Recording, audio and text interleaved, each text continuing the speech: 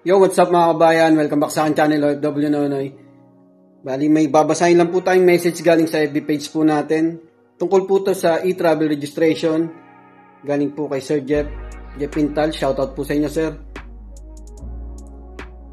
Double check ko lang, sir. Ganito po ba yung e-travel kapag departure na? Ayan, kasi nagtataka rin ako, but iba na yung e-travel registration. Binago na naman po pala. So, yung sa atin po sa Pinas, hindi po talaga mapirmis eh. So, anyway, ganun po talaga. Susunod po tayo sa rules.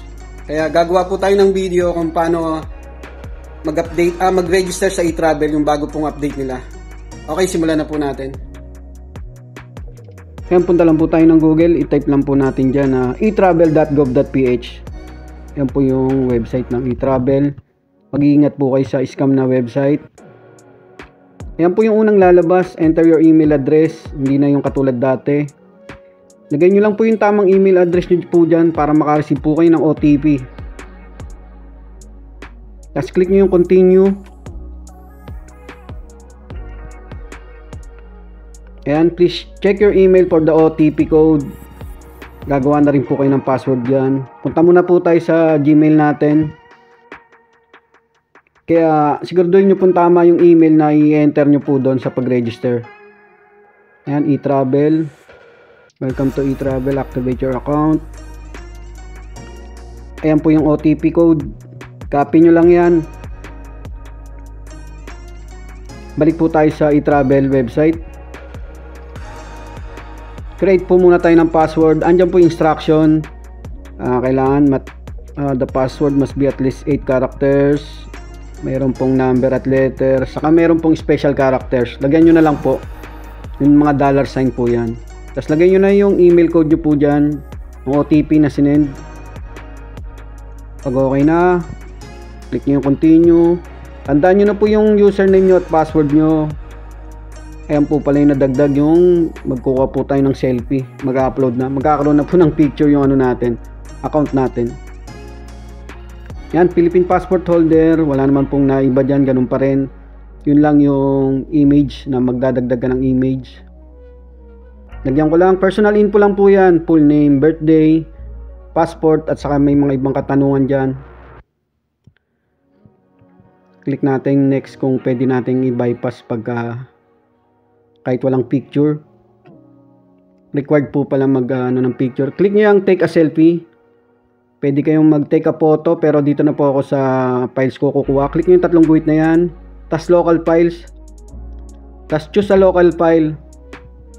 Tapos files ulit. Hanapin nyo na po kung saan nakalagay yung picture na i-upload nyo. Ayan, nasa gallery ko po siya. Nasa memory card ko po siya. Select nyo lang yan. Ayan, mag-loading na po yan. Lalabas na po yung profile picture nyo po dyan. Pag okay na, scroll nyo lang, i-next natin.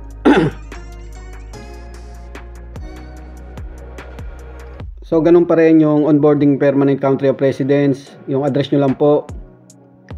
Click nyo lang yung mga drop down dyan. May pagpipilian na po kayo dyan. Tapos yung street lang po yung itatype nyo manually. Tapos click nyo na yung next. Ayan, summary. So, review nyo lang yan kung pwede nyong edit pag may mali. Pag okay na, click nyo na yung submit. Ayan, your profile is complete. Pwede na po tayo mag-create ng travel declaration. Ayan po yung account nyo. Ayan po yung dashboard. Click nyo yung new travel declaration pag gagawa na tayo ng e-travel. Ayan, pwede pong gawan natin yung sarili natin. At pwede rin po yung family member natin. Ayan, arrival at saka departure. Pili na lang po kayo dyan. Arrival po pag papunta po kayo ng Pinas, pagpabakasyon. Pag departure naman, syempre pagpabalik sa abroad. Click nyo yan. Tapos continue. Mag-iingat po kayo dyan sa pagpili. Purpose of travel. Syempre, vacation. Tapos dyan naman sa traveler type, aircraft passenger, country of origin, kung saan bansa po kayo galing. Tapos dyan yung destination upon arrival, click nyo na yung residence, saka yung check nyo na yung box na yan, same as permanent para hindi na po kayo mag-type. Dito naman tayo sa flight information.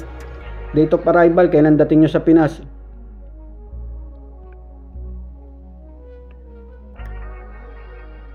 Three days before, pwede na po mag-register dyan sa e-travel.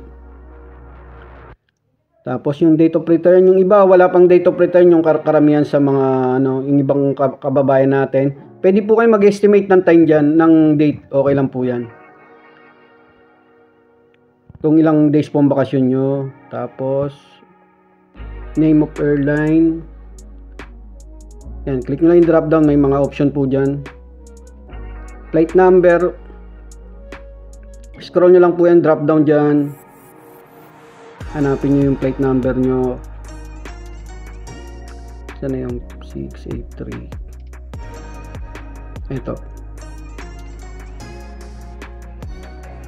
Tapos automatic na yung airport of arrival.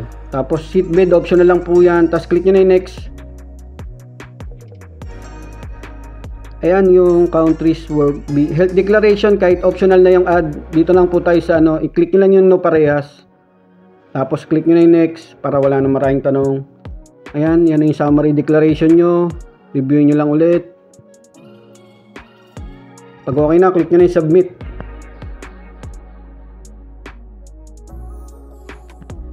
Ayan na po yung e-travel nyo, registration. Ganyan na po ang itsura. Hindi na siya yung katulad dati.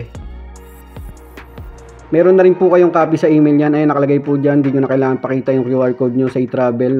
Naka-integrate na po siya doon sa immigration. Ayan, ito po yung dati nating e-travel registration. So, wala na po yung ganyan. Bali, ganito na po yung marireceive nyo. Kaya, wag po kayong malilito. Pag meron po kayong de-declare, click nyo po yung for custom online declaration. Pag wala naman, kahit wag na. Ayun mga kabayan, maraming salamat. Sana nakatulong po itong video na ito sa mga kababayan po nating magbabakasyon at pabalik sa abroad. Pakipollow na lang po ako sa aking YouTube channel at Facebook page OFW Nonoy. Maraming salamat po.